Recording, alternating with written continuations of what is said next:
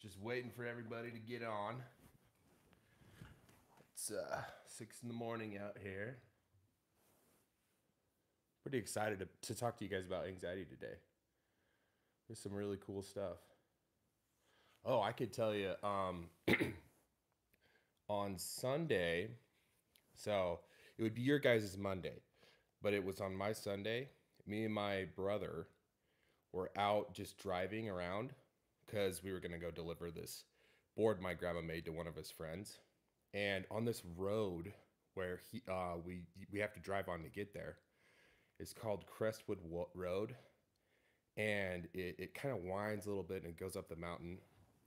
And Josh was telling me that every day he drove up there when him and his wife were still dating, they would see this little fox.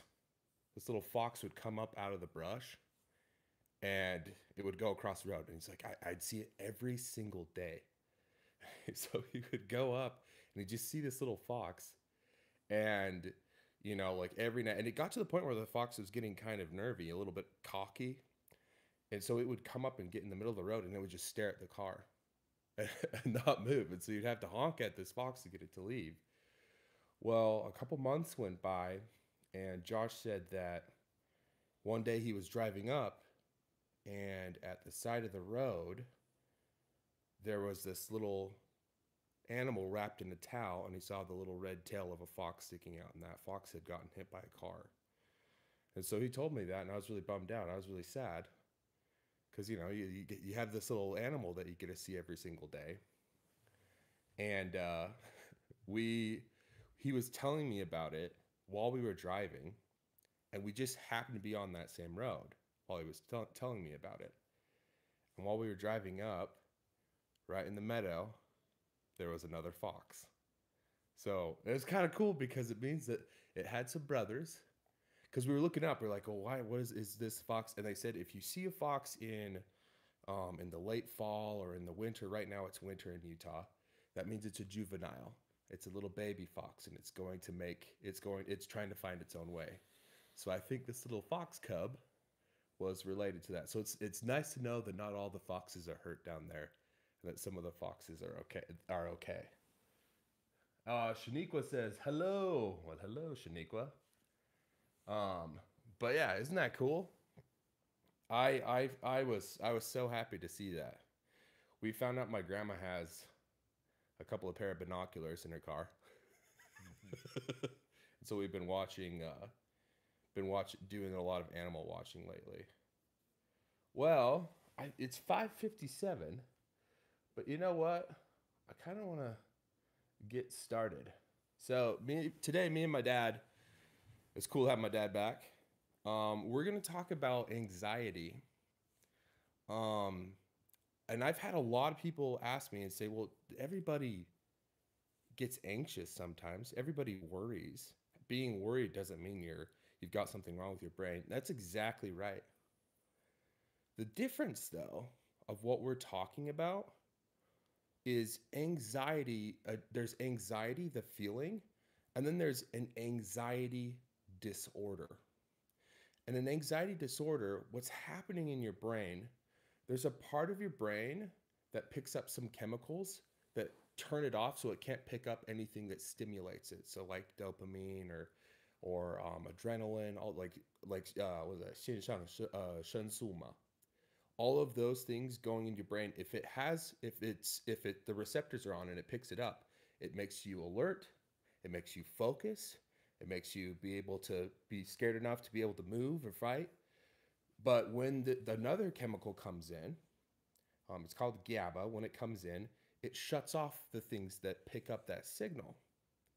People with an anxiety disorder aren't able to pick up that signal, and so their brain, it's almost like it's like a train track, and there's a rail switch, right? You know how there's a train and there'll be a track that's going this way, and then there'll be another track that's forking off the other way, like that.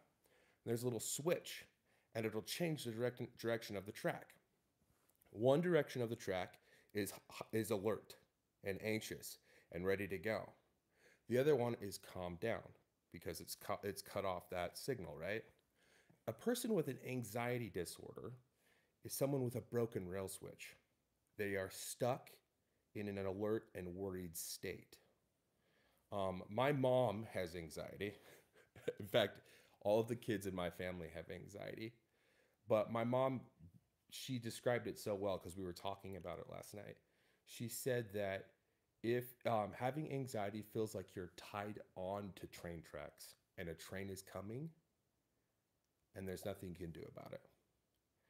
And so, Dad, you've had a lot of kids. Obviously, all of your kids have anxiety. What is it like having kids with anxiety?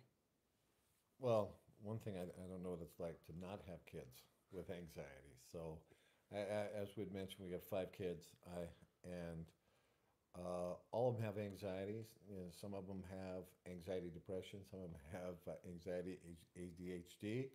So there's some things that go along with it. But I don't. I'm not sure what it's like not to have children with anxiety. So, do you think a person with anxiety? So, for example, what were some things that showed that I had anxiety when I was a little kid that was kind of different from a regular kid? Well, and you were a regular kid, so not knowing the difference, but some of the things that you may manifest is, and there's a couple stories like with you particularly. I know the time your mom took you to the planetarium, and a planetarium, they show this show, and it was like they simulated going into outer space. So they showed the stars on the ceiling, and they announced like you were going to go to outer space, and you were what, 8? Five. 5. That's what Oh, Mom was saying. Yeah. so you're 5 years old, and when it started, Adam, one being very imaginative, but the anxiety of that scared him so bad he almost had a meltdown because he thought he was truly going out of space. Yeah. Do you remember that? I don't remember it, but from what Mom was describing last night, she said that I was inconsolable. Like she could not calm me down. Like there was lights going off on the ceiling, and the person in the planetarium. It's just a thing that does like a presentation on space. They say, "All right, we're going to go into the solar system to explore the different planets. So we're going to launch our spaceship." Now they're just imagining with the kids, as a pretend thing. But for me, when I heard that, I literally thought that we were going to be launched into space. We were going to shatter through the glass in the ceiling, and we were going to be out in the vacuum, and I was going to suffocate and die. And I started screaming, and my mom was, trying to calm me down. And a normal kid, like you can usually logic them that they're fine. But she could not get me to calm down, and she had to get me out of the building because I was having a panic attack. I thought we were gonna die. I thought I was gonna get shot into space. So, but I have other siblings that Yeah. have ADHD. Well, yeah, all of your siblings have ADHD. I mean, not ADHD, anxiety. Oh yeah, anxiety. Um, yeah, so my oldest daughter, and and her and Adam are complete opposites. So just opposite personalities. Adam's extremely creative. My oldest daughter is very, organized, very executive functioning type of person, and but they both have anxiety. Now, my oldest daughter's anxiety presents itself, you know, a little different. And so that's one thing with kids, Adams was because the imaginative, it went with his personality, and he had made that experience so real, his anxiety showed up there. My oldest daughter is where she's so planned and so gone through. We were planning a trip, and one of the stories when she was little, uh, I was going to go on a field trip with her. Well, And a we know. field trip is like when you're in elementary school, and it's where you leave the school and maybe you go to the zoo, or maybe you go like visit a certain place, and the teacher can teach you about. It's just like a fun little trip that you go on. And the reason they call it a field trip is because you're going out in the field, you're going outside, right? So Mandy was going on a field trip. Which is fun for a little kid. Uh, and I was going to go with her, but that was not the plan. We were actually going to surprise our kids, and we were taking them to Disneyland. which is cooler than a field trip, cooler than going to the zoo or to the little island, whatever the case may be. So I acted like we were going down to the school, and she thought we were going on the field trip. And I said, well, I have some good news and bad news, thinking she's going to be super excited about going to Disneyland. And I said, the bad news is we're not going on the field trip. And I could see she got very anxious and she was nervous. And I said, the good news is we are going to Disneyland. And I was expecting, you know, oh my gosh, this is so exciting. I was expecting a response that would have been, Well, most kids would be happy to, leave school and go to Disneyland, yeah, right? That would be the right reaction, right? and she loves Disneyland. This is a big thing for her and still is. And so I knew this would be a great surprise. She started to cry. And, she kind of had a little meltdown and was crying. And I go, what's wrong? You don't want to go to Disneyland?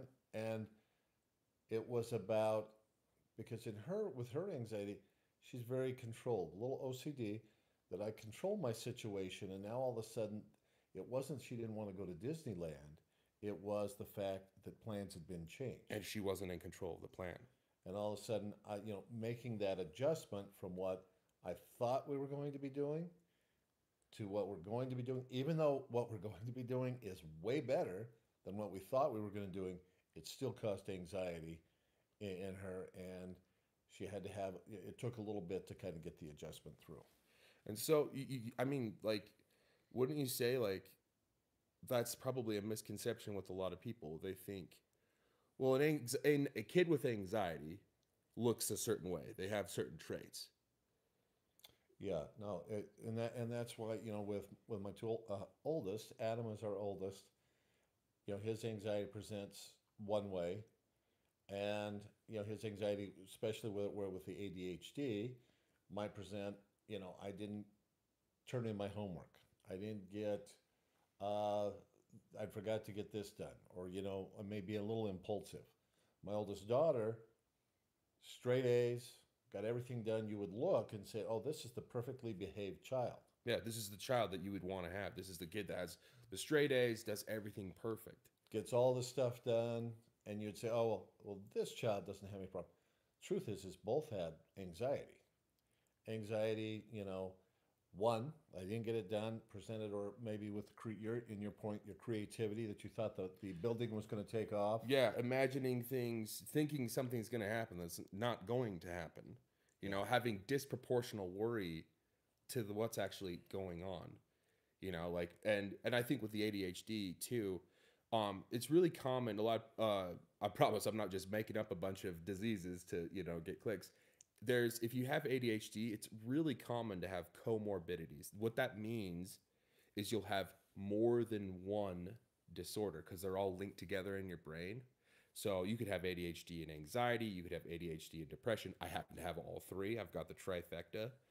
But the one thing that kind of causes ADHD to develop anxiety, aside from just inheriting it from your parents, is you're constantly being corrected.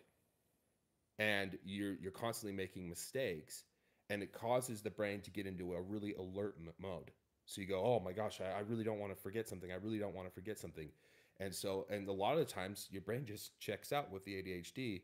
And so it gives you this sense of something's going to go wrong and I don't know what it is. And so sometimes you tend to imagine things that are way worse than they actually are. And so, I mean, I think one thing that we talked about all the time when I was growing up was my filter. Yeah. Well, and I don't know if that's more ADHD or anxiety, or they link together. It's definitely linked. I think it's absolutely linked. So Adam would come in, and I noticed that some things, the anxiety, and he'd have, a little burst, angry burst. I'd say something to him, and he'd get really angry, and I'd go, that seems disproportional response, and I couldn't figure it out for the longest time. So I got into where I started asking and saying, "What did you think you heard me say?" For example, what was I was a teenager. Yeah. I had, you know, I was in that phase where I'm insecure and I'm trying to improve, like impress everybody, right? And I was just trying out new things, you know, try to have a different style. And I had my hat on sideways like this. And my dad just asked me, "Why do you wear your hat sideways like that?" And I snapped at him. Yeah. Kind of snapped, got upset, and I said, "Boy, that response didn't seem to match what I was asking. I was just curious, why are you wearing your hat sideways?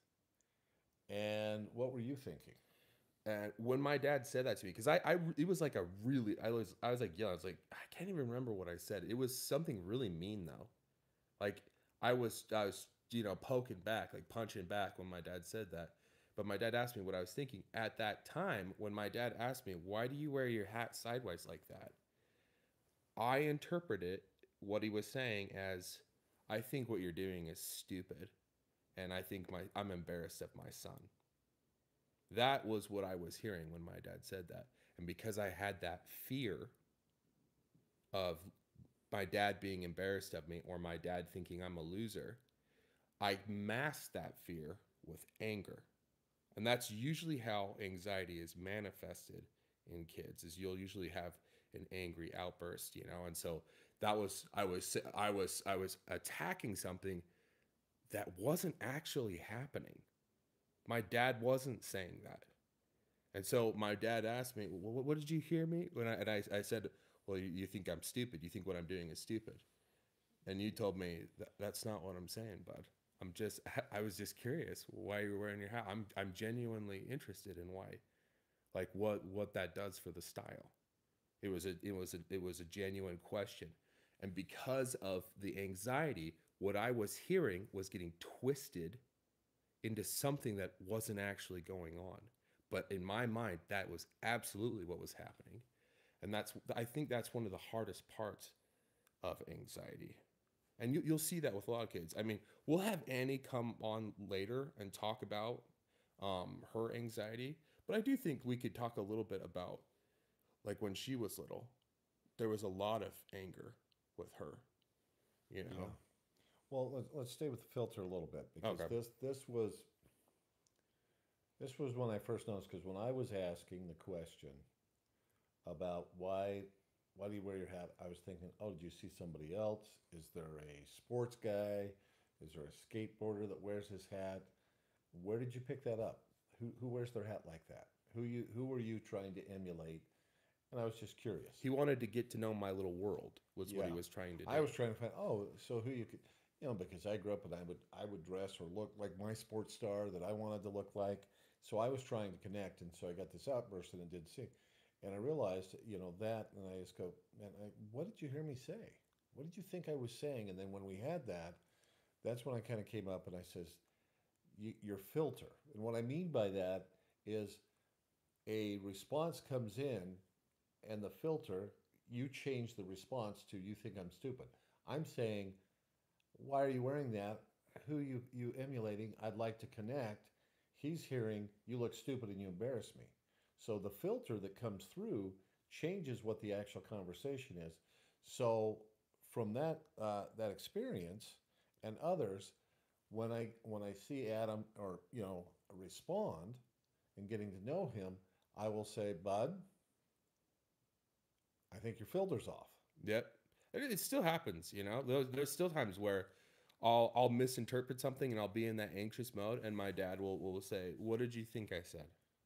I think you got a filter problem. And now we know, when I say filter, Adam will catch himself and go, "Wait a minute, what were you saying, Dad?" And then I will say, and he goes, "Yep, that's not what I heard." So it helps stop that now that we've learned, hey, he's hearing something different than I'm saying. And I didn't, so I don't get upset when the response isn't seems to be Disproportional. disproportional to what's being said. Well, and I think that's important to know. The like the anxiety feeling, those immediate reactions, it's not like they're gonna like 100% go away. They're always gonna be there. But the difference is, by knowing what's happening, it's a lot easier. We call it spinning. I translated it into 漩涡, which is like a whirlpool in Chinese, right? But it's you don't the whirlpool doesn't go away, but by understanding what's happening in your mind, it's a lot easier to pull yourself out and then reassess what's happening right now, and realizing that what you were interpreting isn't what's going on. Let me see.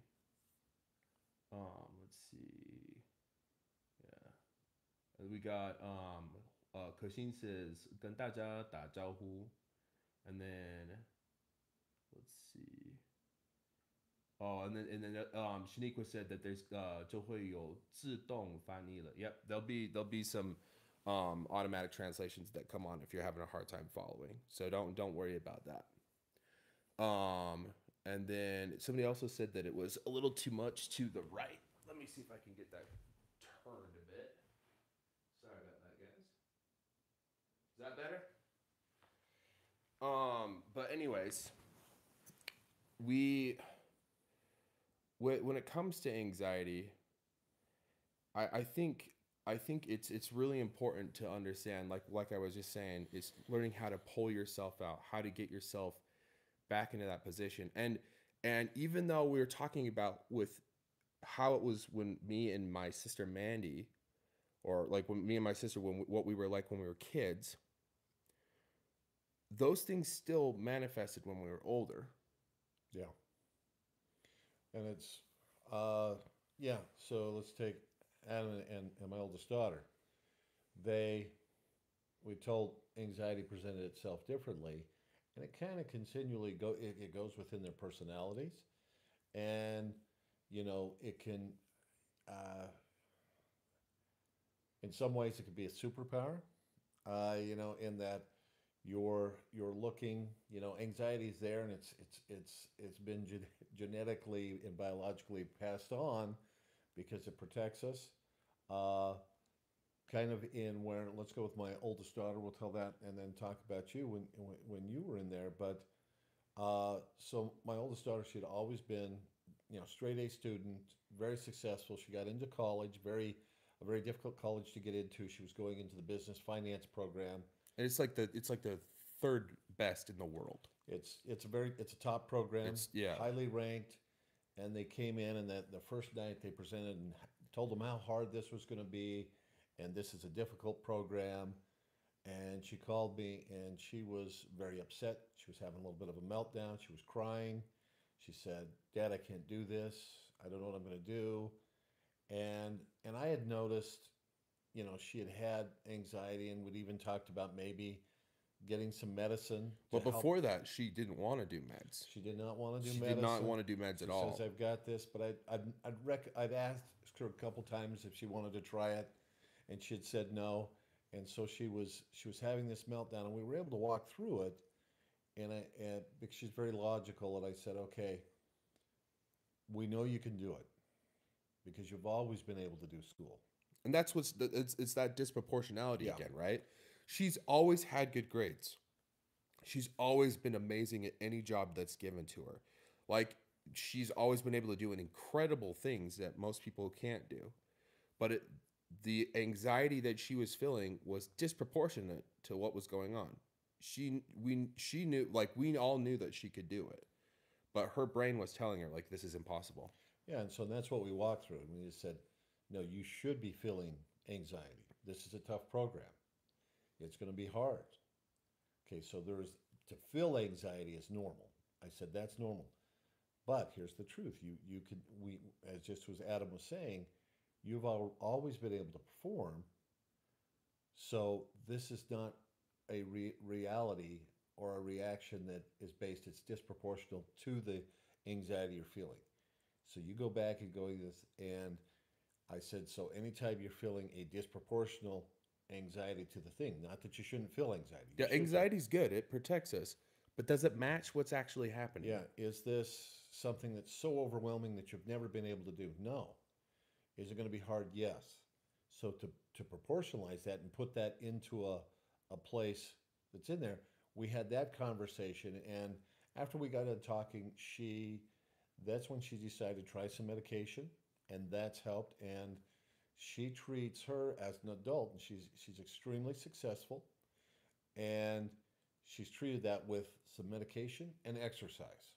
So she gets up and she rides her Peloton every morning, Peloton's like an exercise bike. stationary bike. It's like a stationary bike, and then it has like different courses that you can follow, and then it'll rate like how it has your cadence. Like it has a bunch of stuff. You can change the difficulty, Yeah, and it also will link you with everybody else that has a Peloton.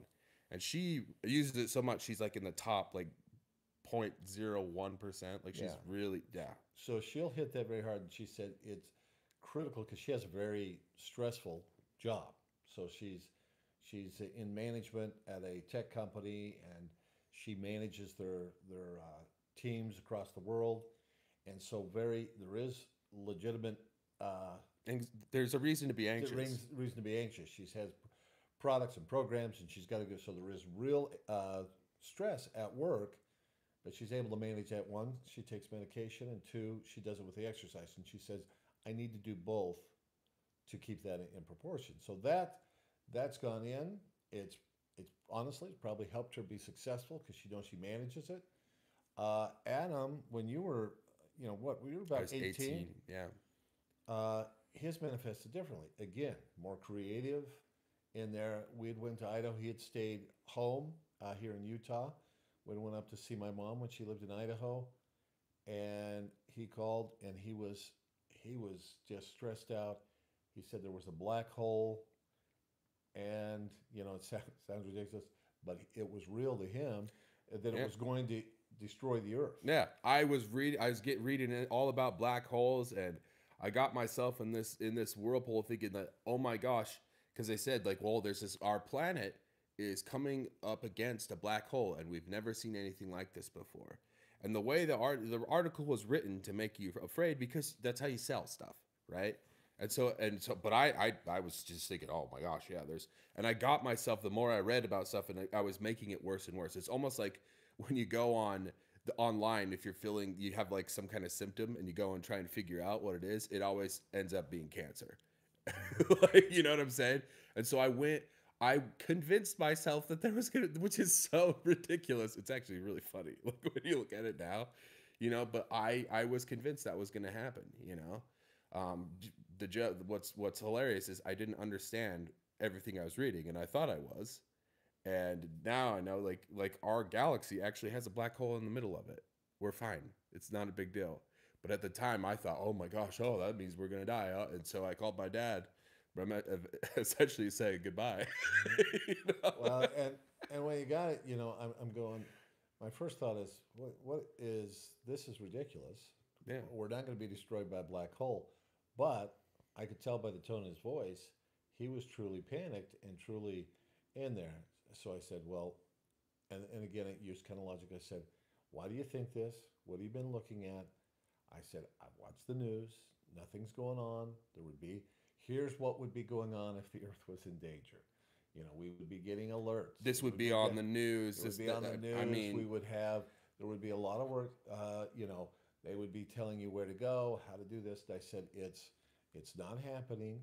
It's in there. And we walked through what he had read, what it was talking about, and kind of walked him back down off that. I don't know if you still thought we were going to be destroyed, but it was kind of, recognize and not dismiss the emotions they're feeling, because he was truly scared. yeah, I was scared. But listening to that and going, hey, let's talk about what reality is. Yeah. Well, and I think that's the tool that my dad always used that really helped with anxiety. Because I mean, look at that. That's what I mean by anxiety. That's not a normal response. Most people don't read stuff like that and have a panic attack and think that a black hole is coming, or be able to be perfect at everything like my sister, and then suddenly believe that you can't do it and it's impossible. That's what I mean by there's a disorder going on here. But I think, like, what are the steps that you take to kind of, because you said you recognized our feelings. You didn't because you saw that we're panicked. You didn't say that's stupid. Why are you being stupid? Because if I heard that, I would just think, oh, well, he just doesn't know. I know more than him. I know all about the black holes. you know, I've found this out. I I found know this this out. out. Yeah. You know, Nobody else knows what I know. and then you would usually like you'll start to ask questions like, yeah, well, are you seeing stuff on the news? More than one thing? Is it are people sending out alerts? Are people telling like evacuation drills or trying to do something to like get together with your families, like all this stuff? Like none of that stuff is happening, right? And so by him logically walking down the steps of what would happen, that definitely made me calm down. But there was one time where I think like one thing you said in that conversation that still sticks with me today is sometimes Bud, he calls me Bud. That's short for Buddy. It's something that like American dads will call their kids. He's like, sometimes Bud, things are out of our control, and we can't predict what's going to happen. But if we live in fear of that thing happening and there's nothing we can do about it, that's just miserable. That's a horrible way to live. He said, I'd rather be dumb and happy and then if there was a black hole and it sucked us up, at least I had fun until the last second. And that was something that was really helpful to me to realize, if it's and every now and then I'll get worried about something that I should, but that's something that usually helps me come back to functioning. Is like, well, can I do anything about it? No. We have a conversation, and it's because we believe in God, and He's all powerful, and He controls everything. We call it, there's a God bucket, and then there's your bucket. Yeah, a God, bucket's like a 筒子, right? Like it's like a 筒子, like a bucket for 神要做的事情, and then 我自己要做的事情, like 自己的筒子. So we'll talk and say, okay, you have two buckets. God bucket's really big. He controls everything in the universe and all these things that are out of your control. Your bucket's really small. These are things, if at school you get your homework done. If you want to get in better shape, you could go work out. Yep. Things that are in your control, you can take in your bucket. God's bucket's big, your bucket's small. Now, which of these feelings are you feeling? Which bucket do I put in? Is this something I can do something about? A black hole in space that's going to destroy the Earth can't go in your bucket. You can't do that. That's not something you can do anything I'm going to about. have to put it in God's bucket and have that belief that, hey, this is out of my control, but I have a belief in God and faith that He's not going to suck us into the black hole. And I said, sometimes my bucket's so small and gets heavy, even though it's small, when God's not looking, I dump my bucket into God's bucket. And He looks down and says, I saw that. But it still allows you to say, okay, some things, you go, are too big for me or my kids. If they're too big for you to solve and do this, you're not going to be able to do it. You got to have a little faith, and you got to turn that over to God or whatever higher being or higher power that you believe in, that you say, that's something out of my control. That goes in God's bucket. I'm going to only be able to put in my bucket what I can control. And so some things you have to give up control. And so that seemed to have helped with my kids when we talk about which bucket. And so we've talked about that. So when something comes up, and I go, oh, there's this, and this, you'll go, well, which bucket does that go into? What can you put in your bucket? And what part of this problem or thing that's causing me anxiety can I put in God's bucket? I can't worry about that because I don't have any control over it. Yeah, it is. It's super helpful. I think another thing too that is really common with anxiety is really ruminating, which just means to be stuck and like worrying about something you said or some mistake you made, or maybe you're afraid you offended someone. You're afraid that you did something that looked selfish or rude, and you just sit and you spiral about it, and you spiral about it, and you spiral about it, and you just think, and you start to think that I'm a horrible person. I'm a horrible person. Like, look at all these bad things that I'm doing. And in all reality, the other person probably didn't even notice. you know. And I think it's important to recognize that sometimes those thoughts will hit you when you have anxiety, and you might think that it's a really big deal. And I think it's really important in moments like that to get in a to zoom out Yeah. and to look at yourself almost as another person.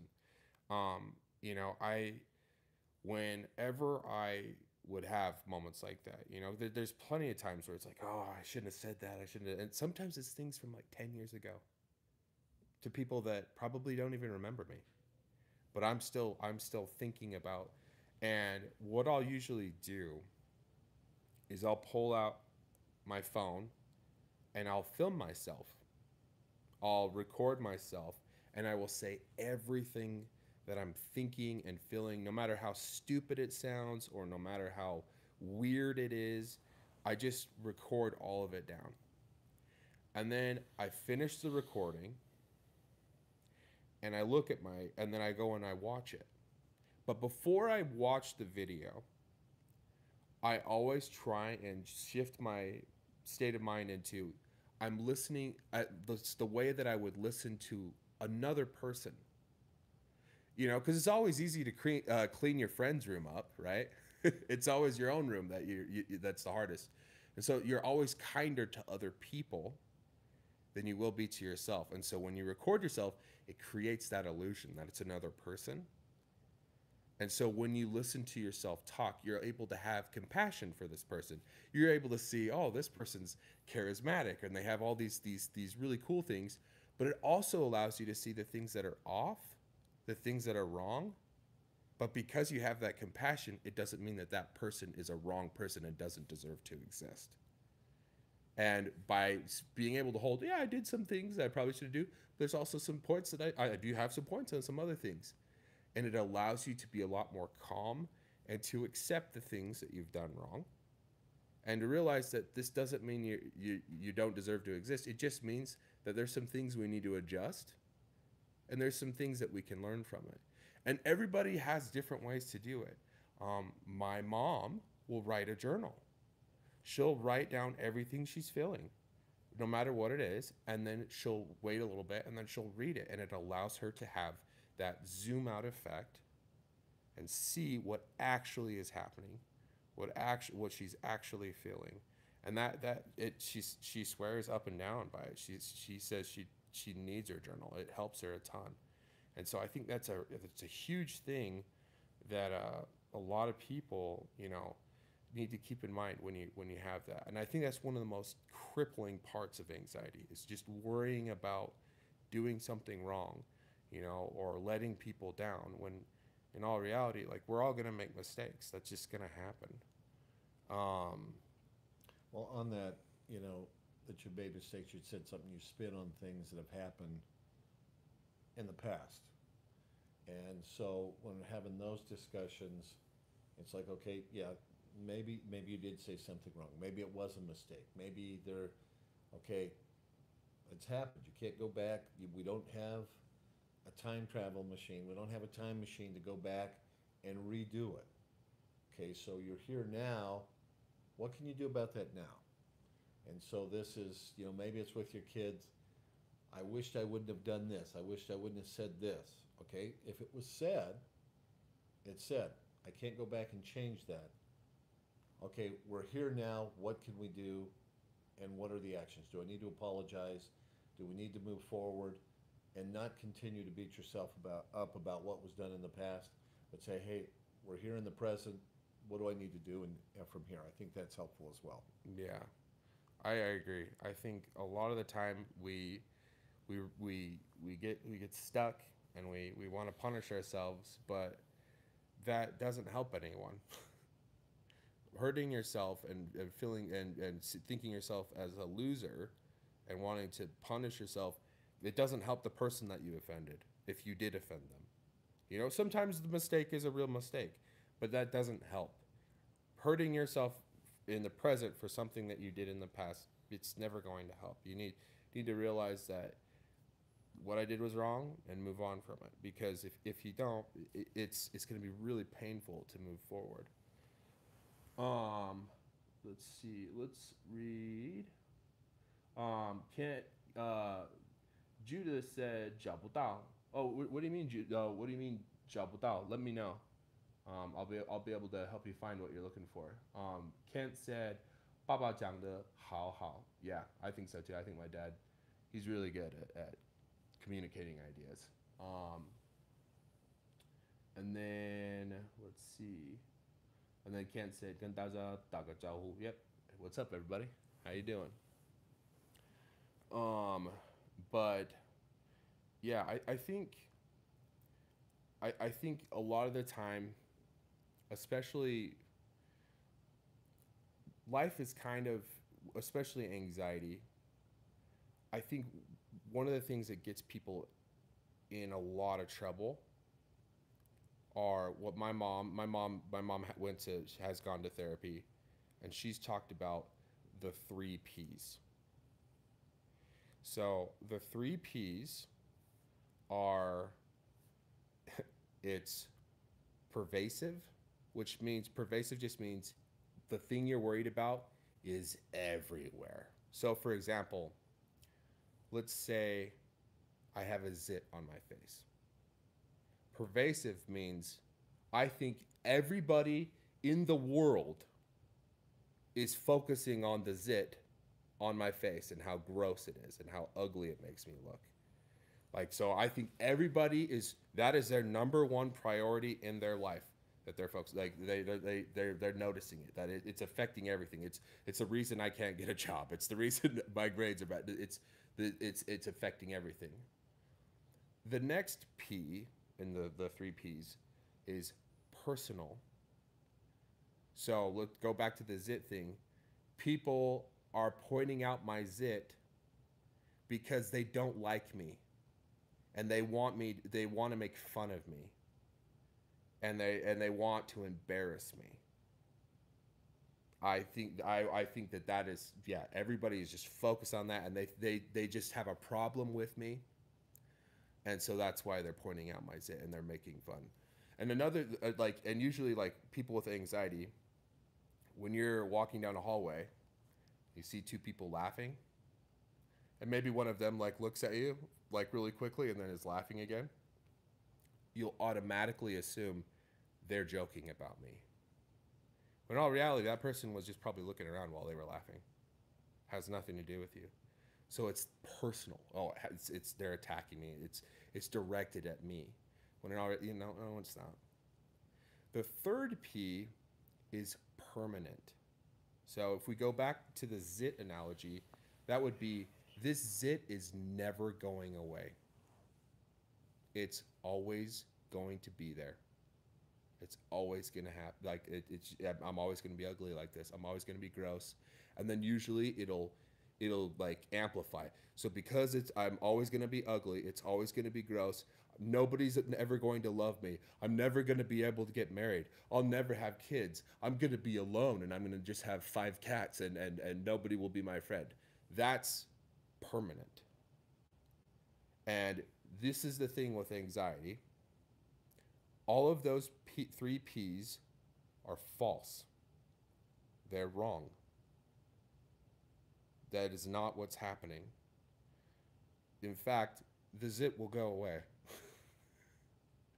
It's not always going to be like this. It's not permanent. People aren't out to get you. They're not trying to embarrass you. It's very rare. There's very few people that are that mean. It may happen, but that's usually about them more than it's about you. And it's not affecting every aspect of your life. Sometimes, well, not sometimes, most of the time, nobody noticed your zit. Nobody even saw it. Didn't even realize it was there. But anxiety will trick people, will trick us because it's stuck in that panic mode. That's absolutely true. And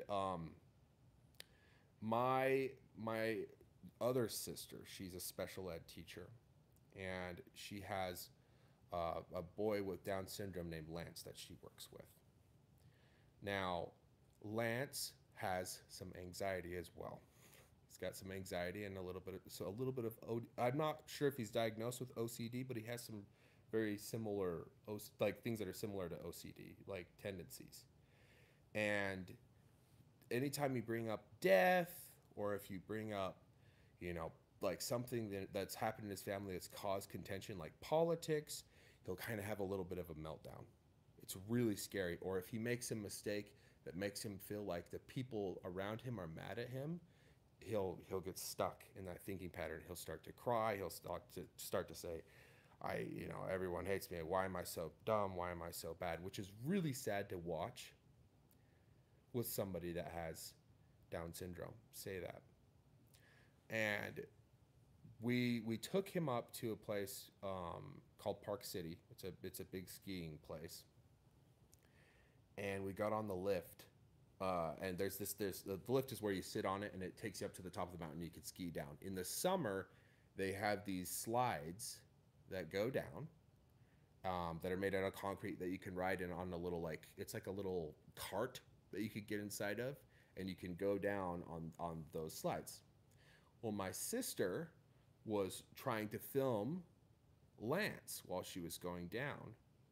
And Lance was, he's having a good time, and he was going really fast, and he crashed into my sister, and my sister dropped her phone, and she lost it. In fact, and when we got down to the bottom, they wouldn't let her go back. And obviously, you'd be mad that you lost your phone. That's a lot of money. And my sister, she's really good with people, and it wasn't like she was having a meltdown or anything, or being really angry with Lance.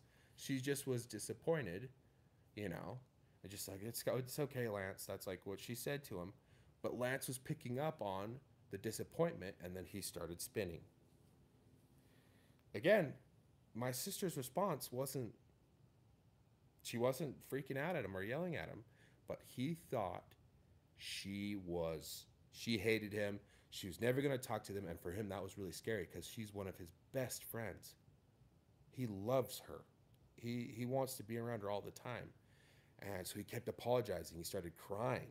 He started apologizing even more, and I was hugging him and trying to comfort him, but he was really in a dark place. He thought that everyone he loved was going to just abandon him and leave him alone, and so I sat with Lance, and I said, Lance, and this is something that this is something I read when I was learning about anxiety. I said, life is kind of like waves. Have you ever been to the ocean, Lance? And he said, yeah, I've been to the ocean. I said, sometimes there's some really big, scary waves, huh? Sometimes in life we have things that make us feel really sad, or make us feel a lot of pain, or make us feel really angry. And it's really intense. That wave is picking us up, and it's smashing us into the bottom of the beach, or smashing us into the reef, and we don't know if we can get out. Sometimes waves are smaller, though. But if we stick in the wave and hold on for a little bit, hold our breath, the wave, have you ever seen a wave just permanently stay intense? What happens with waves on the beach? They come in and they do what? He said they go out. Yeah, they go out. So anytime we have something hard in life, or something really painful, and it feels like it's never going to end, that's impossible. Because life is a lot of different things. It's not just sadness or anger. There's also happiness and excitement and fun. And when you realize that when something bad happens, or something that makes us feel bad happen, realize that wave is temporary. It's not forever. It's going to end, and it's going to get smaller and smaller and smaller if you stay in it.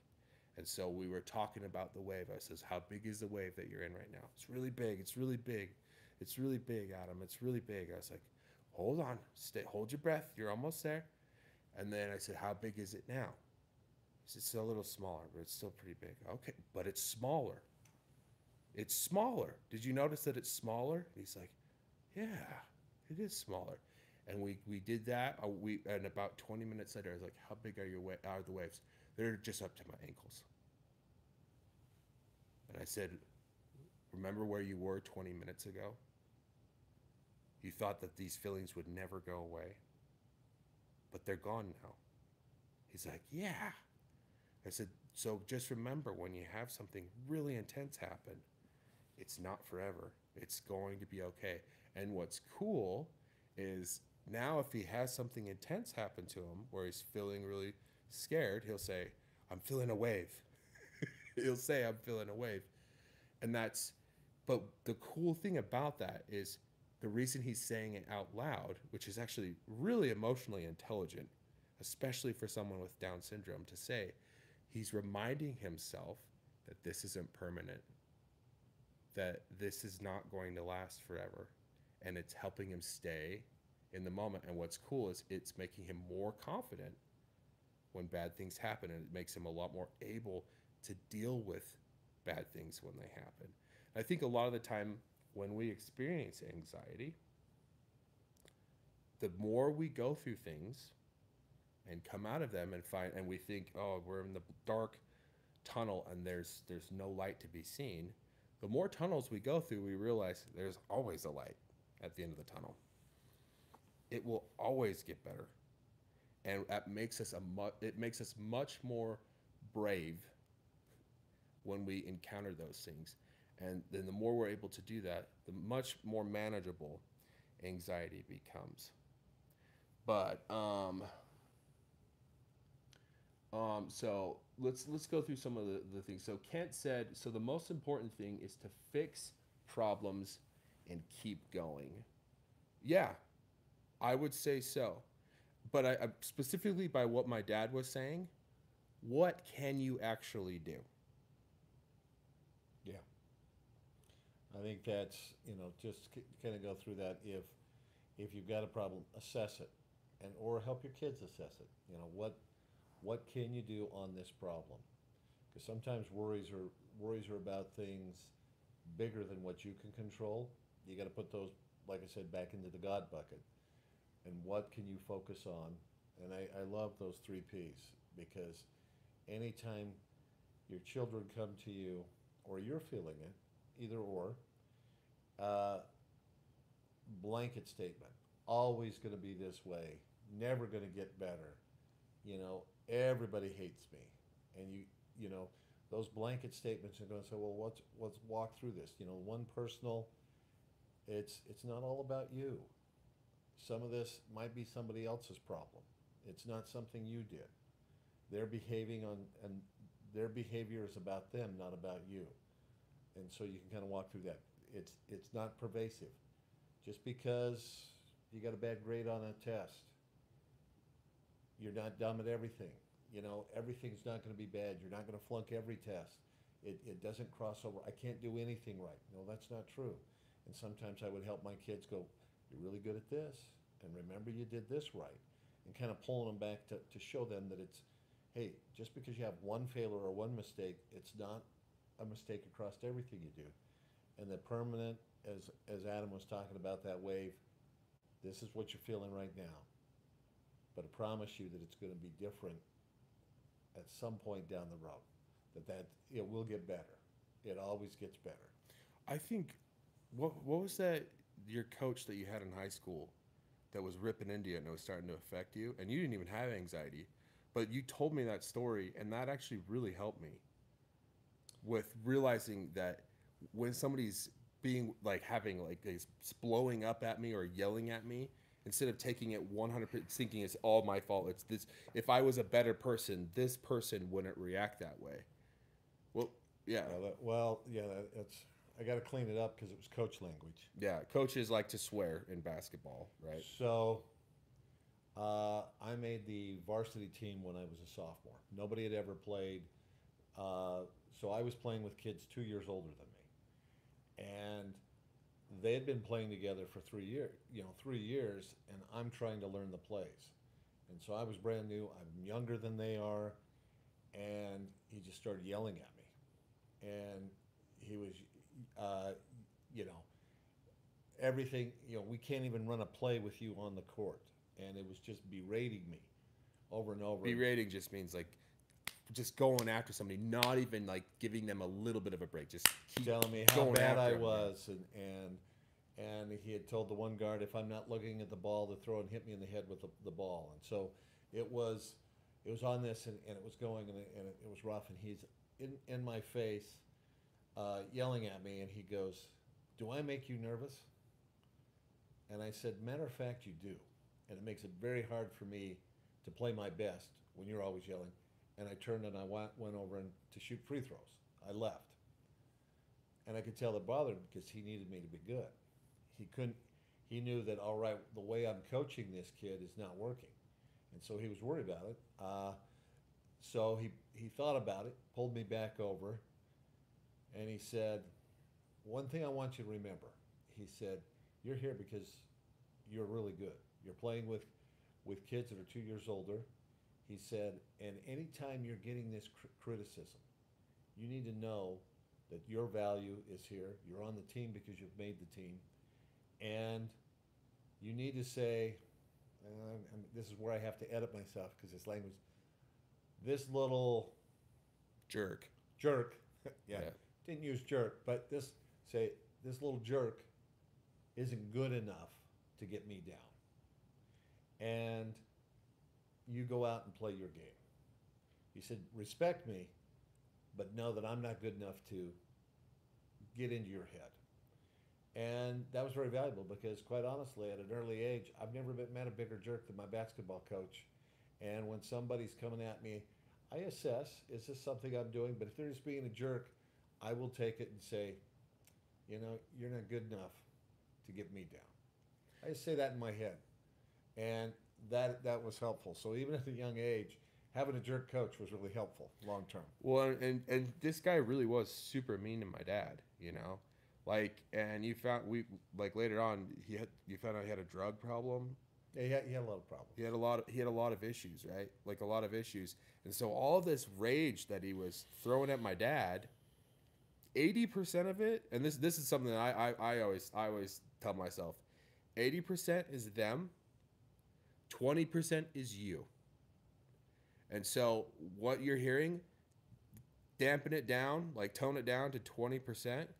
There's probably something useful in there in what they're saying. Like if it's a huge reaction, and I love what, because I've always thought back to that story that my dad told me, because a lot of times when you have anxiety, when people criticize you, or if you have ADHD because you're making mistakes, you get really sensitive to being criticized. It helps to pull yourself out of that whirlpool and go, okay, is what they're saying helpful? Like, if I actually do what they're saying, would this make me better? Would this actually solve the problem? If the answer is yes, well, okay, I'll do it. And the better you are at realizing that you can, that making mistakes doesn't make you a mistake, it's a lot easier to accept criticism and go, oh, you know what, that's a good point. I could do that. That's a good point. So not only with my kids, but with people I work with and work for me, I will use that and say, hey, all criticism is not good. You should listen to it. Is it valid? Because criticism can help you improve. Are they saying something? Some criticism, you have to know yourself well enough, know your kids well enough to go, if they come home and say, my teacher said this, or this kid said this, is there some validity? Okay, were you being mean? Did you do this wrong? And if it's in there saying, hey, you can listen to people, but all criticism people give you is not valid, and you need to be able to disregard that and say, no, I know myself well enough that even though they're saying that, I know that's not true. And you kind of listen to it, take it in, evaluate it. Is it helpful? If it's not, disregard it. And I think one thing to keep in mind with that advice though is to remember what my dad said earlier, because that skill, it can only be applied if the kid is calm, if your child is calmed down and is wanting to look through it. If they're in a panic and they're feeling really bad and they're crying and that time is to listen to their feelings. Listen to their feelings and, oh, that's awful. That's why do you think that happened? You don't go in and jump in and tell them what happened. Let them tell you what happened. Well, why do you think they did that? Why do you think they said that? That's all. And usually they'll be able to. Well, I did that. I shouldn't have said that thing, or I shouldn't have hit him. I shouldn't have done. And then when they calm down, they'll get more regulated. And once they're in a place to hear, that's when we can go through the criticism and actually say, okay, well, which of the stuff that they said is something that maybe we could work on, and if and sometimes none of it is stuff that they need to work on, and it's being able, because sometimes people will accuse you of the thing that they're doing because they have a problem with themselves, and you got to be able to separate those things out and be able to say, oh, well, I think this is a them problem, not a you problem. Sometimes it is a you problem, and that's okay. Everybody has problems, everybody has stuff they need to fix, but I think it's really important to be able to separate those things out. Should we go to questions? Because we're kind of running to the top of the hour. Right? Oh yeah, we are. Bruce says hi, Adam, and Adam's dad. Hello. Hello.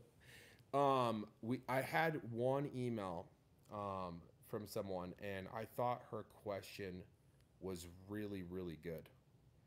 She said, so I brought up the ADHD because they're corrected all the time. They tend to develop anxiety. But kids with anxiety can be really sensitive to criticism as well. And she says, so what do I do if they're doing something that's not appropriate? Something that is going to make it so they can't fit into society, or something that's morally wrong, or something that might hurt them or get them. How am I just not supposed to correct them? What do you think, Dad? No, you have to correct them, because that's, if the behavior's inappropriate. But it goes back to, when you're correcting, let's take that first P. Don't make it personal. It's not about who they are or they're a bad person. It's the behavior is incorrect. What you did was incorrect. And try to separate that out from, again, those blanket statements of, why are you so stupid? Why did you do that? You're so, you never think. Again, those all-encompassing statements is break it down and go, okay, could you have done something better? How do you think that made them feel? Or, what could you have done different in this?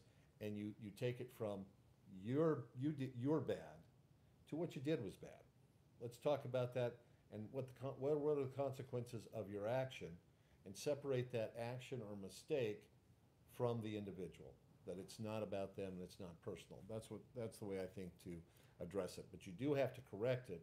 You just have to separate it from and take the emotion out of yourself, and not make those harmful and hurtful statements to your child that it's you're dumb, you're bad. Why would you think of everything of doing that? And why can't you be like so and so's kid, or why can't you be like one of your siblings? And then talk about, okay, you didn't get your homework done.